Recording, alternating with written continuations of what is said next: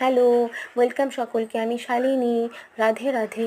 আজ রাখি পূর্ণিমা, তাই বাড়ির সমস্ত কাজ সকাল সকাল সেরে মেয়েকে নিয়ে গোপালকে সাজিয়ে গুজিয়ে বেরিয়ে গেলাম মায়ের বাড়ি যাব বলে। মায়ের বাড়ি আমার বাড়ি থেকে খুব কাছে, তাই বেশিক্ষণ লাগেনি। ওখানে গিয়ে দেখি মাও নিজের গোপালদের সকাল সকাল স্নান করিয়ে বসিয়ে দিয়েছে। মেয়ে গিয়েই তাদেরকে রাখি পরাতে বসে গেল, কারণ গোপালকে রাখি বেঁধেই ও বাকিদের রাখি পরাবে। এখানে দাদুরাও রেডি হচ্ছে নাতনির কাছে রাখি পরবে বলে। এবার রাখির সব থেকে বেশি খুশির কেন, কারণ আমাদের বাড়ির ছোট মেম্বার, আমার বোনের ছেলে চিকুসোনা, ও এসছে, ওর প্রথমবার রাখি, তাই ওর দিদির কাছে এসছে রাখি পরাতে।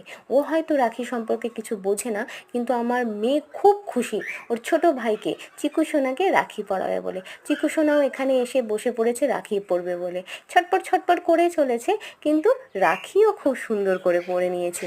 এর থেকে বেশি খুশি তো আমার মেয়ে হচ্ছে ওকে রাখি পরিয়ে। এদিকে ছটপট করলে কি হবে, মা ডাক দেওয়ার সাথে সাথেই চিকুসোনা পোজ দিয়ে দিল ছবি তোলার জন্য। রাখি মেয়ে আমার নিজেই পছন্দ করেছে যে মা ভাইয়ের জন্য ছোট ডোরেমন নেব। আমি বললাম ঠিক আছে তাই নে।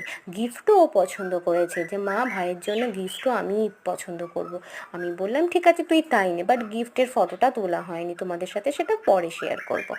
রাখি টাকি পরানো হচ্ছে, কিন্তু ও ছটপট করে চলেছে যে ওর সাথে এটা হচ্ছে কি। শেষের দিকেরগুলো আর ভিডিও করা হয়নি। এরাও ছিল রাখিতে, খুব ছোট ছোট দুটো মেম্বার। রাখিটাকে পরানোর পরে আর ভিডিও করা হয়নি বলে ছোট্ট ছোট্ট ফটোশ্যুট করেছে আমার মেয়ে তার ভাইকে নিয়ে। ওকে, টাটা।